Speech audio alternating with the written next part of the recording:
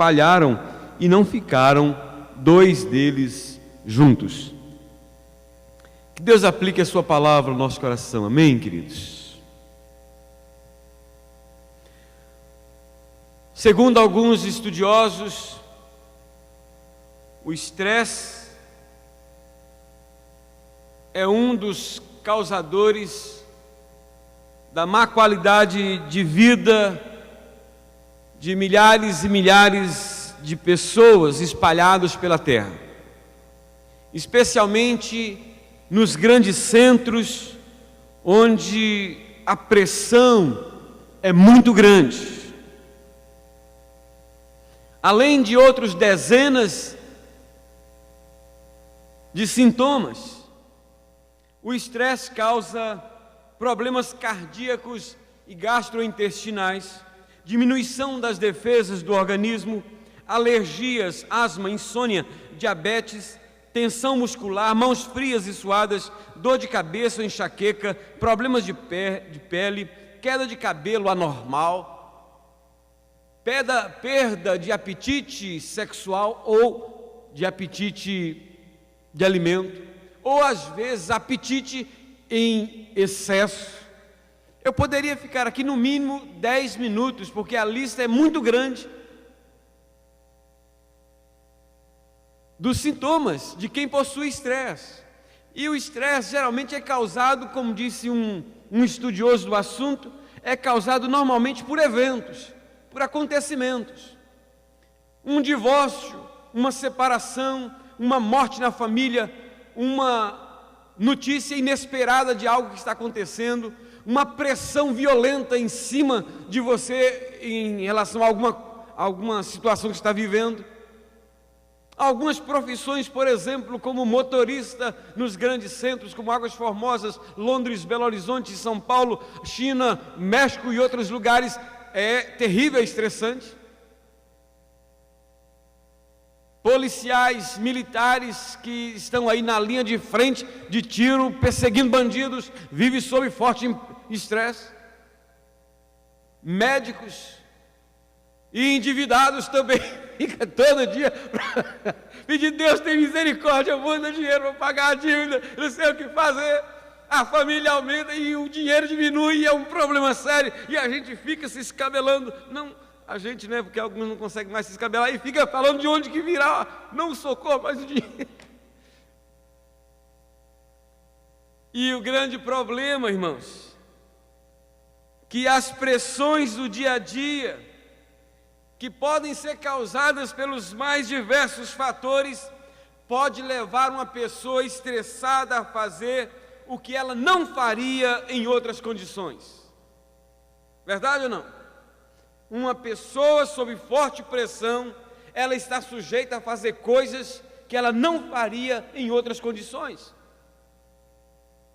O texto que nós lemos nos fala de um povo que de repente se viu sitiado. Um povo que estava tranquilo na sua cidade pacata e pequena, Jabes. E de repente, os amonitas atacaram, sem que eles esperassem, e sitiaram a cidade. E os amonitas eram conhecidos pela sua perversidade, a forma perversa com que eles tratavam os povos conquistados. E todo mundo sabia disso. E os moradores de Jabes de Gileade ficaram apavorados quando tomaram conhecimento de que estavam cercados. E imediatamente eles mesmos tomaram iniciativa e disseram: nós nos rendemos diante de vocês. Nós somos seus servos, somos seus escravos. Mas se você pensa que Naás está satisfeito com a rendição, está equivocado. Naás fala: não, senhores, não quero só que vocês se rendam, eu quero perfurar os olhos direitos de todos os homens. E eles então aceitam, dizem: só nos dê um tempo para pensar. Que pressão terrível, irmãos, em cima deste povo. E eu quero falar um pouquinho sobre isso nessa noite, queridos, porque não tem ninguém aqui, a menos que eu não esteja sabendo. Talvez o pessoal de Recife é mais tranquilo, lá não tem problema de estresse, não tem problema de pressão, não, né? mas os demais aqui eu creio que têm esse tipo de problemas. Estão sujeitos a passar por pressões. E a questão é: por que eu devo ter cuidado quando eu estou debaixo de pressão? Funcionários estão debaixo de pressão dos seus patrões, que tem que produzir de qualquer jeito. E assim, todos nós, de alguma forma ou de outra, sabemos o que é viver debaixo de pressão. Por que eu tenho que ter cuidado quando eu estou debaixo de pressão? Pelo menos por 3 razões. Primeiro, cuidado para não fazer concessão hoje que possa te prejudicar amanhã. Cuidado para não fazer concessão hoje que possa te prejudicar amanhã. Quando os moradores de Jabes de Gileade se viram cercados pelos amonitas, a primeira coisa que eles fizeram foi propor ao seu opositor um acordo, uma aliança, sob a condição de servi-los. Insatisfeito com a proposta feita pelos moradores de Jabes de Gileade, Naás, o rei dos amonitas, faz uma contraproposta dizendo que estaria disposto a fazer uma aliança com eles, desde que lhes fossem vazados seus olhos direitos. Irmãos, o que é interessante destacar aqui é que, mesmo tendo diante de si uma proposta tão absurda, os moradores de Jabes de Gileade não a recusaram de imediato. Pelo contrário, pediram 7 dias para pensar na possibilidade de fazê-lo, caso ninguém se apresentasse para livrá-los das mãos dos seus inimigos. Veja os irmãos que Naás não propõe a morte dos moradores de Jabes de Gileade, e sim a perfuração dos seus olhos direitos. Por quê, queridos? Por que não o esquerdo? Por que o direito? Porque ele queria inutilizar os homens para a guerra, não para o serviço. Porque se ele perfura os olhos esquerdos dos homens, eles não os inutilizariam para a guerra. Eles continuariam sendo hábeis para guerrear. Mas o que eles querem, o que Naás quer é: eu não quero gente capaz de lutar, eu quero gente capaz de ser servo, eu quero gente capaz de me servir a vida inteira, gente que não possa mais reagir, gente que não possa mais ser útil na batalha, apenas ser útil no serviço, no servir a mim.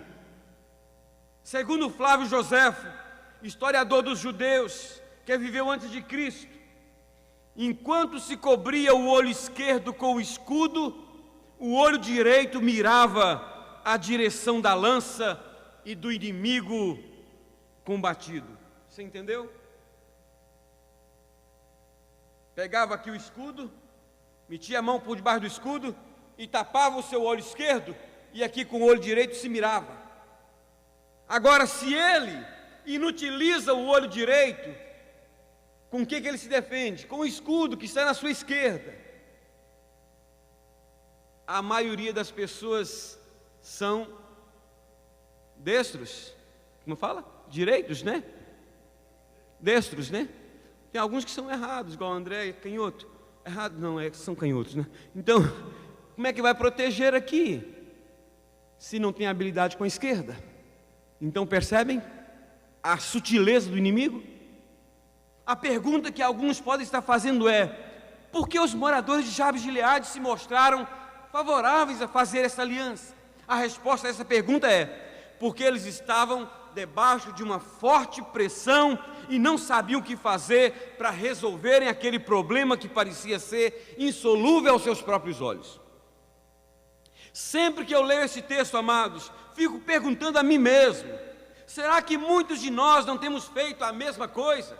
Quantos de nós que, pressionados pelas situações difíceis que surgem, para as quais nós não encontramos uma solução imediata, quantos de nós temos feito concessões ao nosso opositor?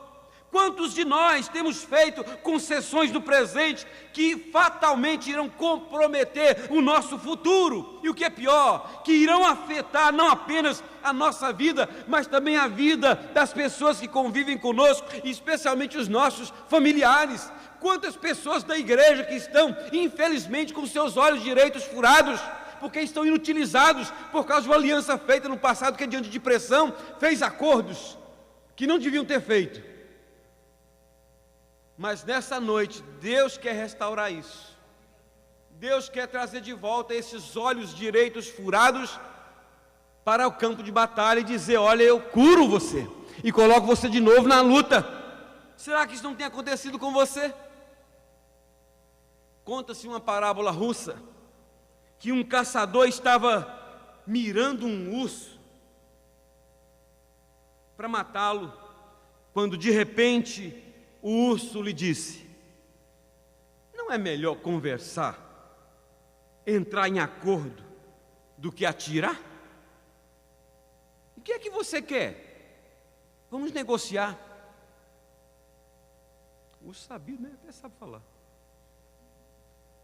Percebendo a boa vontade do urso em negociar, o caçador abaixou a espingarda e falou: eu quero um casaco de pele de urso para me cobrir. Bom, esta é uma questão negociável, respondeu o urso. Quanto a mim, eu quero apenas um estômago cheio. Por que nós não nos aproximamos mais e começamos a dialogar como fazer? E assim se fez. Depois de algum tempo falando, o urso voltou sozinho para a floresta. As negociações foram um sucesso. Cada um recebeu o que queria. O urso conseguiu seu estômago cheio e o caçador ficou coberto de pelo de urso, só que dentro do estômago do urso. Moral da história: entrar em acordo, especialmente com o inimigo, raramente satisfaz ambos os lados igualmente. Na negociação com o nosso inimigo, ele promete o que nós queremos, mas apenas pretende levar aquilo que ele quer, a nossa alma.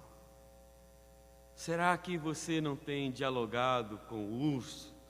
Será que você não tem feito acordo com o inimigo, que diante das pressões tem te levado a você a ceder aqui, vai cedendo um pouco mais, vai cedendo um pouco mais, fazendo concessões perigosas que depois vão te comprometer amanhã? Brasileiro é mestre para fazer isso, né? Nós somos o mestre do jeitinho, né? Nós vamos cedendo um pouquinho aqui, vamos fazendo um acordinho ali, e daqui a pouco a gente vê a nossa vida está um emaranhado, estamos amarrados de tudo quanto é lado. Você entende porque Jesus foi firme quando o diabo falou assim: mas vamos negociar? Você não veio para demonstrar quem é? Está aqui, você não está com fome? Por que não transforma pedras em pães? Não é uma coisa justa para quem está com fome ter pão? Mas Jesus não aceitou, estando debaixo de pressão da fome. Por que ele não cedeu? Porque Jesus sabia que essa pedra, que seria transformada em pão, depois voltaria a ser pedra no seu estômago. E é isso que tem sido no estômago de muitos de nós, que temos aceito a proposta do diabo. Você está com fome? Transforma essa pedra em pão. Você está sozinho? Oh, carente? Seu marido não se importa muito com você? Por que você não recebe o carinho de um outro homem mais amável? Seu marido é muito ruim, não é? A sua mulher não é uma boa pessoa? Não é uma pessoa que te trata como você mereceria? Merece? Ah, então tem uma outra aqui que é uma joia, amável, terna, delicada. Você não está precisando pagar a dívida? Então por que não fazer um um negócio assim que ganha dinheiro mais rápido e mais dinheiro. Depois, você não precisa viver a vida inteira. Depois você sai. Depois você sai. Mas só que a experiência, a prática tem mostrado que a maioria não consegue sair antes de colocar a mão nele. Vai ser tarde demais. Cuidado. Quando você estiver diante de uma pressão, lembre-se disso. Cuidado para não fazer concessão hoje, que vai te prender amanhã. Segundo lugar, cuidado para não permitir que o desânimo o derrote antes mesmo de lutar. Cuidado para não permitir que o desânimo te derrote antes mesmo da luta. Quando os líderes de Jabes de Gileade voltaram daquele encontro com o rei dos Amonitas e relataram o teor da conversa com os moradores da cidade, diz-nos o texto que o povo começou a chorar em voz alta. O povo começou a entrar numa crise terrível, e aquilo foi passando de um para outro, e na cidade de repente virou uma cidade de lamento. Você já conviveu com gente assim? Com gente pessimista? Conviveu ou convive, quem sabe? Não é terrível? Você às vezes chega todo animado e diz: bom dia, vida! Aí a pessoa fala assim: o que a vida tem de bom? Olha que sol lindo! Isso dá câncer de pele, né? Ai, que friozinho gostoso! Terrível, deixa a gente tudo mau humor. E você não pode falar nada. Você reparou? Você conviveu com gente assim? Terrível, terrível. E aquele povo chega lá e dá a má notícia, e um vai passando para o outro, e um vai desanimando o outro. Daqui a pouco a cidade inteira, diz o texto, que a cidade, todo mundo começou a chorar em voz alta. Pelo menos por duas razões eles se abateram e ficaram desanimados. Primeira, porque eles foram surpreendidos por seus inimigos. Diz o texto que Naás subiu e sitiou a Jabes de Gileade, uma coisa que eles não esperavam. Segunda razão, porque eles se sentiam inferiores, razão pela qual eles se rendiam ou se rendem sem nem mesmo lutar. É triste constatar aqui, irmãos, que em momento algum desse episódio, até o momento em que Saul entra em cena, os moradores de Jabes de Gileade ofereceram qualquer resistência ou pediram ajuda para se safarem daquela situação. Você já reparou que toda pessoa ou quase toda, para não ser muito conclusivo, quase toda pessoa que entra em depressão, não precisava ter entrado em depressão, quase toda pessoa que entra em crise violenta e profunda, da qual depois tem dificuldade de sair, não precisava viver aquela crise, se tivesse buscado ajuda antes, se tivesse procurado enxergar aquele problema por outro prisma. O problema é que quando nós estamos aqui, querido, nós só temos essa visão. Mas quando você está do lado de cá, você tem uma visão diferente, não é? Você já experimentou jogar xadrez? Ou eu não sei jogar xadrez, eu sei jogar um pouquinho só dama. De vez em quando eu estou jogando dama com alguém, parece que meu jogo parece que eu estou cercado. Daqui a pouco balança a cabeça um pouquinho, saio.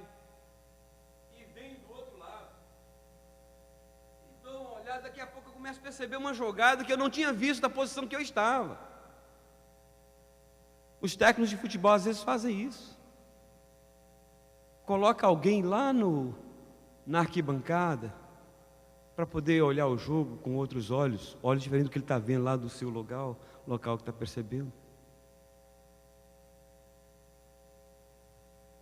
Isto que aconteceu com os moradores de Gileades é tão somente um reflexo do que pode e do que tem acontecido com muitos de nós, quando nos encontramos debaixo de uma pressão ou de algum problema de difícil solução.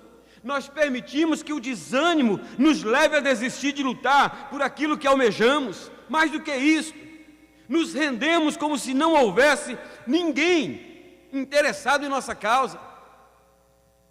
Até agora não se sabe como é que vai ser a lei de imigração. Mas você já reparou quantos experts tem aí e que tem levado uma quantidade enorme de brasileiros para a depressão? Eu convivo com gente de vários, não só gente da nossa igreja, mas gente de várias outras igrejas, de vários outros lugares. Queridos, é terrível. Você conversa com algum, daqui a pouco ele está xingando o Obama, daqui a pouco está xingando o deputado, está xingando não sei quem, porque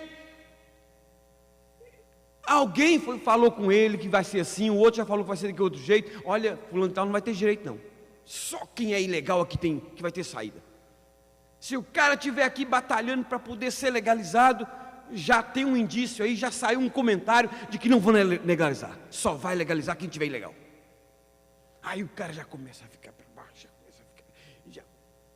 já reparou como é que essa situação que aconteceu com Jabes de Gileade acontece conosco? Chegaram os representantes, disseram, e aí um foi passando para o outro, em cadeia. Daqui a pouco a cidade inteira estava desanimada. Não tinha ninguém naquela cidade capaz de sair à luta. Não porque não fosse capaz, mas porque estava vencido pelo desânimo. Ao contrário dos homens de Jabes de Gileade, que se deixaram vencer pelo desânimo, levando-os a viverem uma vida de derrota antes mesmo de lutarem, o apóstolo Paulo faz a seguinte declaração em sua carta aos Coríntios. Isso aqui é forte demais, irmãos.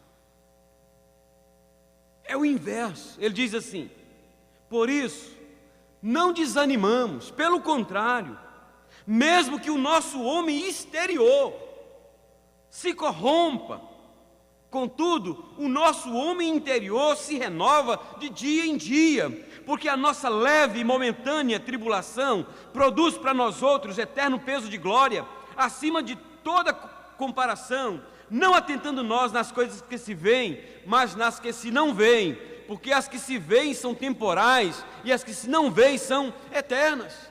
Vocês estão percebendo a diferença entre porque Paulo era um homem destemido, um homem que era vencedor e vitorioso na sua jornada, diferente desse povo aqui? Porque um permitiu que o seu homem interior fosse totalmente controlado e vencido. Não foram os amonitas que venceram, foram eles que perderam. A diferença, queridos, naquela primeira parte da luta, que não aconteceu a luta, mas que houve a derrota, pelo menos teórica, na verdade não foram os amonitas que venceram, foram os moradores de Jabes de Gileade que foram vencidos. Há uma grande diferença. E muitos de nós, muitas vezes, temos sido vencidos, mas não porque o outro venceu, é porque nós permitimos que o nosso homem interior, diferente de Paulo, seja vencido. E quando o homem interior é vencido, querido, aí não tem nada que resista do lado de fora. Diante das tribulações, das aflições e das pressões que estamos sujeitos a passar na vida, o segredo para uma vida vitoriosa é não permitir que o nosso homem interior fique desanimado, porque o desânimo é capaz de abater o mais forte e o mais vigoroso de todos os homens. Ouça isso aqui com atenção. Quando o profeta Elias se sentiu assim, quando ele permitiu que o desânimo encontrasse lugar em sua vida, ele não apenas desistiu de lutar, como também desejou a própria morte e se isolou no momento em que ele mais precisava de companhia. Isso é um reflexo de muitos de nós. Um reflexo de muitos de nós. Quando você começa a ligar para uma pessoa para a qual você tem um bom relacionamento com ela, e essa pessoa começa a não te atender seu telefonema, começa a não responder, você pode estar certo que essa pessoa está com problema sério, ela está caminhando para um buraco profundo. Ela não quer relacionamento. Ela está chegando nesse estágio de Elias, quando ele precisava mais de ajuda, ele separa-se do seu servo, que era o seu companheiro de toda hora, e fala: eu desisto, eu quero é a morte. Li e gostei de um pensamento que fala a respeito de ânimo, que diz o seguinte: se você quer sentir-se angustiado, olhe para dentro. Se você quiser sentir-se derrotado, olhe para trás. Se você quiser sentir-se distraído, olhe ao redor. Se você quiser sentir-se desanimado, olhe para frente. Mas se você quiser sentir-se salvo e liberto de tudo isso, olhe para cima. Como disse o salmista: eleva os meus olhos para os montes, é de lá que vem o meu socorro. Não é de qualquer pessoa, é daquele que fez o céu e a terra. É dele também que vem o seu socorro e o meu. Deve haver alguma razão do porquê centenas de vezes na Bíblia nós encontramos Deus conclamando os seus servos a não desanimarem, a exemplo do que aconteceu com Josué e Calebe há alguns séculos atrás, quando este se encontrava diante de um grande desafio, que era, no caso de Josué, suceder Moisés e conduzir o povo rumo à terra prometida. E por 3 vezes Deus diz assim para ele: esforça-te e tem bom ânimo. Olha, irmãos, quem era que ia dar a vitória era Deus. Mas aqui Deus fala para ele assim: olha, cabe a você se esforçar e ter bom ânimo. Lute para não deixar esse desânimo entrar no seu coração. Sai dessa morridão, sai dessa paralisia que você se encontra. Reage, coloca uma música no seu CD, coloca uma música na sua casa, começa a cantar, vai varrer a casa, vai limpar os móveis, vai passear no shopping, mas vai fazer alguma coisa, mas sobretudo vai ler a Bíblia, vai orar, querido, vai louvar ao Senhor, e você vai ver se esse desânimo não vai embora, e se você não vai sair dali de cabeça levantada. Houve um dia que eu estava profundamente desanimado com algo que estava acontecendo na minha vida. E naquela ocasião, Kleber Lucas tinha lançado uma música que dizia assim: Deus cuida de mim. E eu fiquei algum tempo dentro de uma sala, amaldiçoando todo mundo, e achando que só eu que estava certo, que o mundo inteiro estava contra mim, que ninguém me entende, que só eu que era bom, que todo mundo é ruim, que ninguém presta,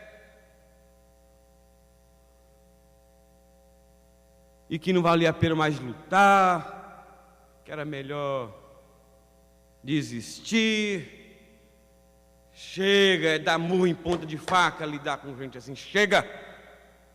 E alguns companheiros disseram: mas você tem capacidade de ser, com a capacidade que você tem, você está aí quebrando cabeça, rapaz. E eu disse: é mesmo, né? Daqui a pouco eu senti que algo me impeliu a sair, e disse: eu vou sair daqui, e comecei a sair dali daquele quarto, passei pela ponte da ilha, em Valadares, e fui para o centro da cidade, e comecei a cantar uma música só, e a música era: Deus cuida de mim, na sombra das suas asas, Deus cuida de mim, eu amo a sua casa, e não ando sozinho, não estou sozinho, pois sei, Deus cuida de mim. E irmãos, eu comecei a cantar baixinho, com essa voz que eu tenho, comecei a cantar baixinho, só para dentro, só eu que estava me ouvindo. Daqui a pouco, irmãos, eu preciso cantar, comecei a cantar, e fui cantando mais alto, e passando nas ruas, e aquele mundaréu de bicicleta, de moto, e de gente esbarrando no outro, e eu dizendo: Deus cuida de mim, e todo mundo passava a olhar, eu dizia assim: é esse aí. Os que me conheciam, talvez tivesse dito: é o pastor Carlos, remédio de luz foi mais forte, o cardenal errado. E eu cantava, e Deus cuida de mim. Quando eu voltei, irmãos, eu era outra pessoa. Esforça-te e anima-te, né? E anima-te, tem bom ânimo. Certo pensador disse certa vez o seguinte: Guarda isso com você. A vida traz consigo 2 mandamentos. Mandamento número 1, nunca desista. Mandamento número 2, lembre-se sempre do mandamento número 1. A vida traz sempre 2 mandamentos, nunca se esqueça disso. Mandamento número 1, nunca desista. Mandamento número 2, nunca se esqueça do mandamento número 1.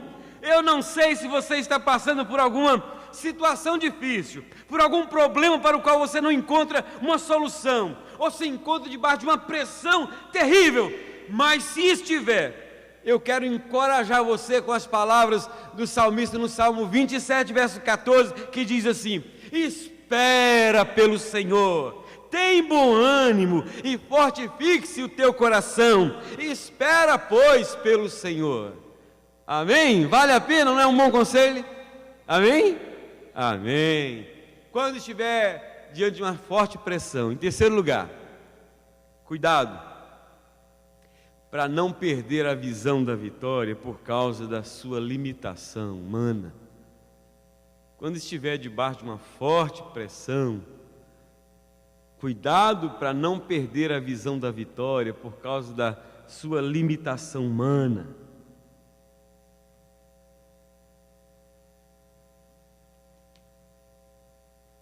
Quando os moradores de Jabes de Gileade se viram cercados pelos amonitas, que eram conhecidos pela perversidade com que eles tratavam os seus vencidos, liderados por Naás, que significa serpente, que é uma derivação da própria palavra Satanás, eles trataram logo de fazer um acordo com o seu inimigo, rendendo-se completamente sem fazerem nenhuma resistência.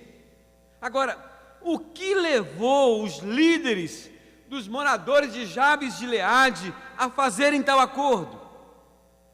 O que os levou a fazerem tal acordo, a se renderem? Foi o fato deles analisarem o problema que eles tinham diante de si a partir das suas limitações e não do seu potencial. Todas as vezes que eu olho para um problema a partir das minhas limitações e não do meu potencial, eu estou fadado ao fracasso. E foi isso que aconteceu com eles. Em momento algum, eles consideraram o fato de terem Deus do seu lado. Neste confronto, eles viram apenas 2 coisas. Primeiro, a força do seu inimigo. Segundo, a fraqueza do seu braço, a sua limitação. A história, tanto bíblica quanto secular, está aí para nos mostrar, ou para mostrar que todas as vezes que alguém olhou para um problema, enxergando apenas essas 2 realidades, esse alguém saiu derrotado e humilhado dessa peleja. Mas a história está aí também para mostrar, para revelar que todas as vezes que alguém olhou para um problema a despeito da sua magnitude e conseguiu enxergar algum potencial em si mesmo e sobretudo em Deus, esse alguém saiu vitorioso dessa batalha. Muitas vezes, queridos, nós saímos derrotados de uma peleja, não por causa da superioridade do nosso adversário, mas por falta de uma visão correta do problema e de nós mesmos e, sobretudo, do Deus a quem nós servimos. Já não é verdade? Muitas vezes isso acontece conosco, não é? É por isso que os obstáculos da vida têm abatido alguns e levado outros a baterem recordes. Eu gosto desse pensamento. Sabe por quê? Porque aquele obstáculo que está ali, ele tanto pode promover quanto pode abater. É por isso que tem algumas pessoas que são bem-sucedidas e outras nem tanto, com o mesmo problema que você e eu temos. O problema é como que nós reagimos diante dessa situação que nós temos diante de nós, não é? Os obstáculos abateram 10 príncipes de Israel que foram espiar a terra, mas esses mesmos obstáculos ergueram e colocaram na posição mais elevada 2 deles, que foram Josué e Calebe. Amados, mesmo conhecendo a Deus e sabendo que Ele é capaz de fazer, é possível agirmos. Ouça o que eu vou dizer agora. Isso é triste, mas é uma realidade. Mesmo conhecendo a Deus e sabendo que Ele é capaz de fazer, é possível agirmos com incredulidade diante de certas situações, especialmente quando elas se apresentam demasiadamente grandes e fora do nosso controle, como que aconteceu com o capitão do exército de Israel. Vou ler o texto para esses irmãos verem. Porque um povo vivia na miséria, e a miséria era tão grande, a fome era tão grande, que uma mãe chegou a comer o próprio filho. Esterco de pomba valia muito, cabeça de jumento era só para rico. E o profeta de Deus disse assim: amanhã, o fino trigo vai ser vendido aqui por uma mixaria. Agora, escuta o que o capitão, um homem culto, um homem preparado, disse. Então Eliseu disse: ouvi a palavra do Senhor, assim diz o Senhor: amanhã, a estas horas, mais ou menos, dar-se-á um alqueire de flor de farinha por 1 siclo, e 2 de cevada por 1 siclo, à porta de Samaria. Porém o capitão, a cujo braço o rei se apoiava, respondeu ao homem de Deus: ainda que o Senhor fizesse janelas no céu, poderia suceder isso? Disse o profeta: eis que tu verás com os teus olhos, porém disso não comerás. Sabe por que muitos de nós às vezes não comemos, não experimentamos dessa fartura, dessa provisão de Deus? Porque muitas vezes, quando vem a palavra do Senhor para nós, diante de certa situação, lá no nosso coração, nós duvidamos. Nós agimos com incredulidade. Mas como é que vai ser um negócio desse? Como é que pode? Esse homem aí deve estar fora do seu juízo normal, falar uma coisa dessa. Não é?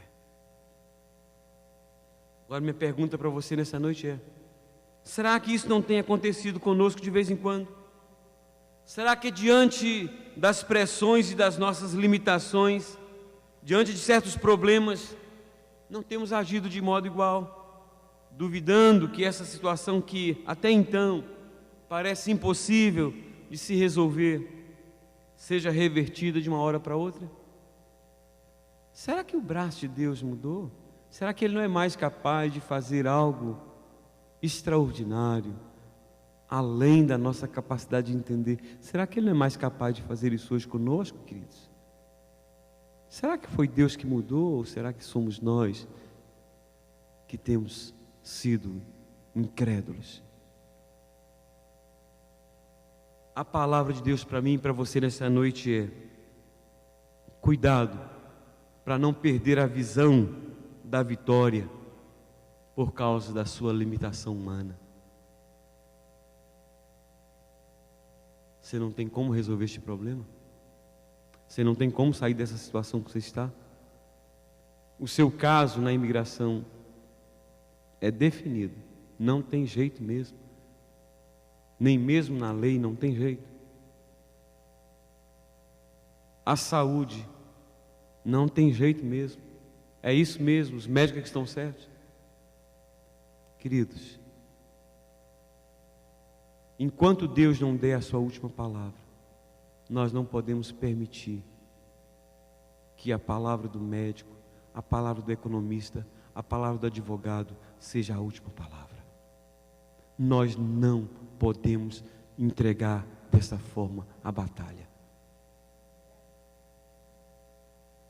Meu querido irmão, eu não sei o quão pressionado você se encontra, nem que tipo de pressão o aflige, mas seja qual for, eu quero lhe fazer as seguintes advertências.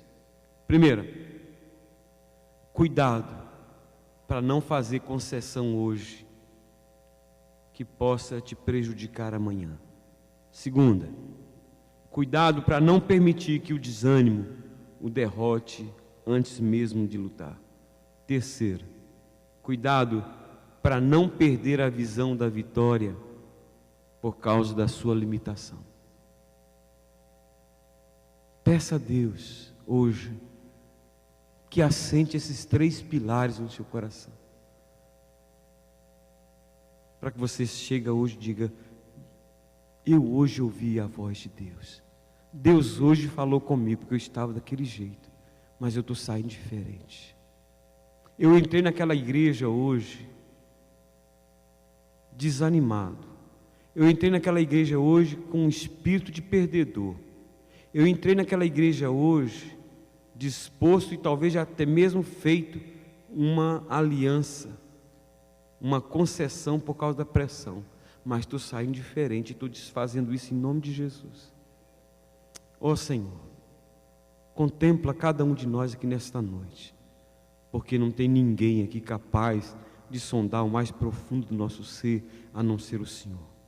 Ó Deus, e permita que essas advertências finais sejam verdadeiras, que sejam vividas e colocadas em prática na nossa vida a partir de agora, em nome de Jesus. E que, se aprover o Senhor, quem sabe já amanhã pela manhã possamos ouvir uma boa notícia de que essa situação que nós achávamos que não tinha saída já começou a entrar no protocolo do Senhor para ser resolvido. E que quem sabe semana que vem, alguns que vieram aqui hoje, usem esse espaço aqui para dizer: Deus ouviu, Deus me atendeu, louvado seja o nome do Senhor, em nome de Jesus, amém. Queria convidar a Denise para cantar uma música, e queria que você prestasse atenção nessa música que ela vai cantar, porque a letra dela é muito linda.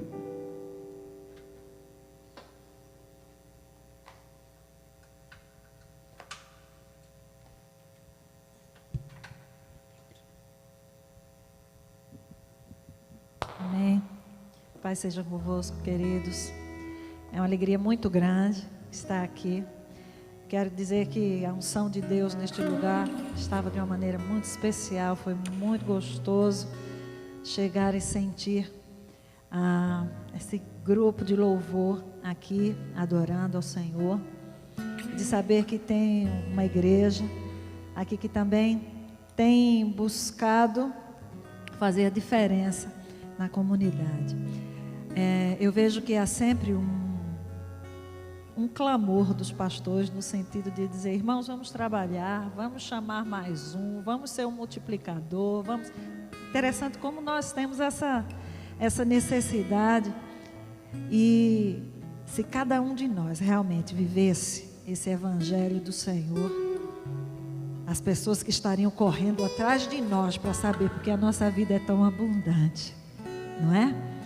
E eu não vou pregar, logicamente, de novo, mas essa canção, ela diz o seguinte: eu não sei explicar porque que quando eu canto, quando eu louvo a Deus de todo o coração, ninguém consegue explicar o que é que eu sinto quando eu louvo a Deus de todo o coração.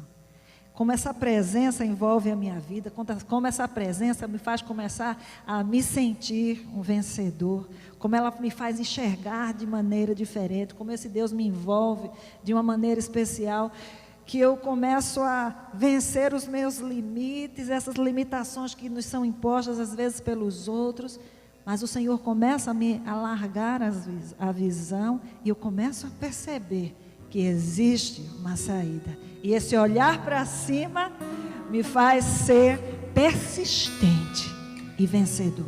Então ninguém explica. É a presença de Deus na minha vida que faz com que eu possa ver o seu agir. Então, agindo Deus, quem vai impedir a minha vitória? Agindo Deus, quem vai impedir a bênção na minha vida? Ninguém. Ninguém.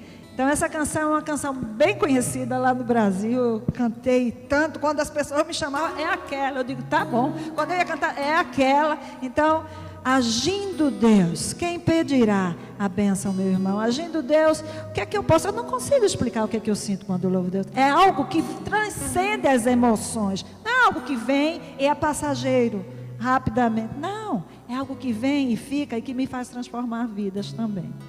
Amém? Então vamos adorar o Senhor. Meu amigo aqui vai ajudar. Quando a gente ensaia, irmãos, tem acompanhamento. Quando a gente não ensaia, tem a perseguição, né? Então a gente vai cantar e quem souber vai cantar junto comigo.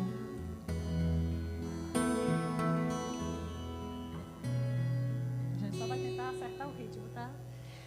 Ninguém explica o que eu sinto quando louvo a Deus de todo o coração. O que eu sinto é muito forte, é muito mais que simples emoção.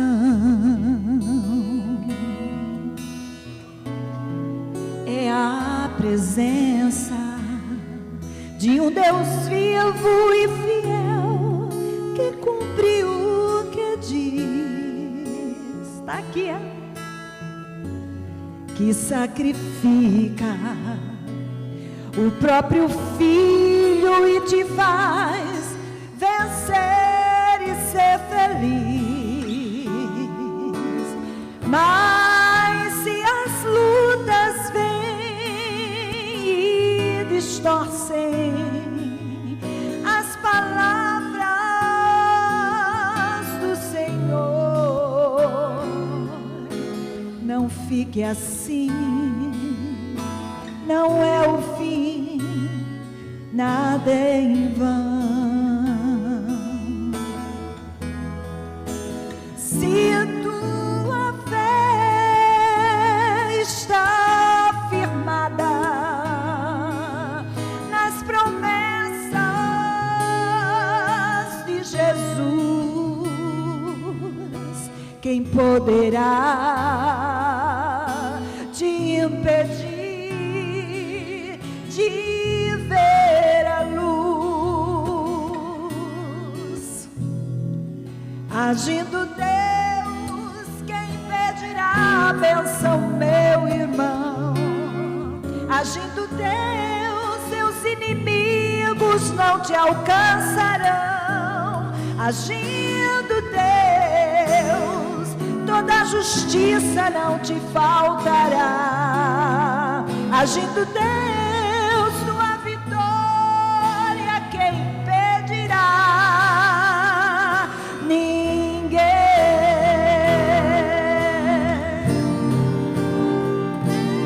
É a presença de um Deus vivo e fiel que cumpre o que diz. Ele tem cumprido na sua vida. Que sacrifica o próprio Filho e te faz vencer e ser feliz. Se tua fé está firmada nas promessas de Jesus, quem poderá te impedir de ver a luz?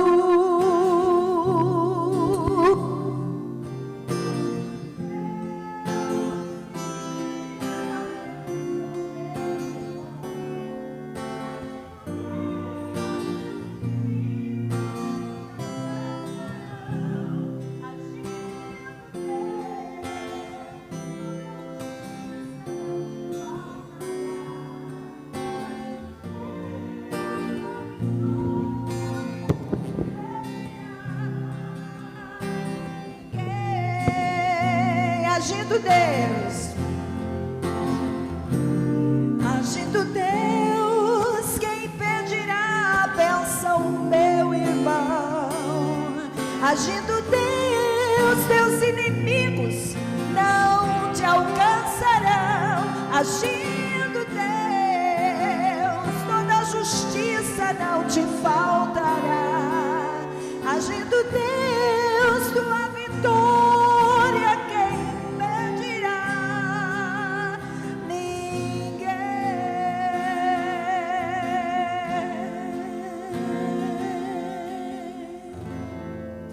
Amém. Glória a Deus. Que o Senhor nos abençoe. Imagina, pediu para contar só uma coisa, não sei se posso. Mas quando eu cheguei no carro, que vieram nos buscar, não é? Então, na conversa, aquela coisa do vai conhecendo aqui. O pastor Vidal perguntou o seguinte: sim, você é de Casa Amarela? Eu disse, sou de Casa Amarela, de Recife. Disse, eu tenho alguém lá em Recife. Eu disse, sim, sua tia de onde? De Casa Amarela, ela tem uma sorveteria muito famosa lá. Eu disse, sorveteria famosa, em Casa Amarela. Eu disse, meu Deus.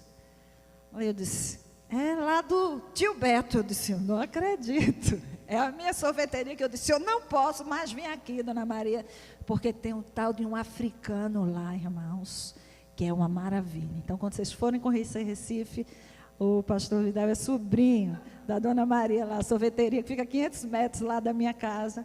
E que, assim, é uma alegria. Eu acho que a família de Deus, esse estar com os irmãos, é uma coisa para mim maravilhosa. Porque eu posso ter a minha família carnal, né, comigo na eternidade, sim ou não. Mas eu sei que os meus irmãos, com os quais eu comungo, a graça do Senhor que foi derramada sobre as nossas vidas, certamente estaremos juntos. Amém? Que o Senhor nos abençoe. Desse jeito eu vou ser obrigado. Lá em Recife eu sempre vou, eu sempre tomo sorvete lá na Boa Viagem. Não, senhor, vem conhece Boa Viagem. Boa Viagem é linda, é muito... vamos ficar de pé, queridos. O culto vai continuar lá no salão social. Que Deus te dê uma semana abençoada. Diga para o seu irmão assim, deseja uma semana abençoada para o seu irmão, de coração mesmo, né? Que a graça maravilhosa do nosso amado Senhor e Salvador Jesus Cristo, o amor de Deus, nosso eterno Pai, a comunhão, a consolação, o poder do Espírito Santo, seja sobre todos nós, irmãos, sobre todo o povo de Deus na face da terra, hoje e para sempre. Amém. Amém.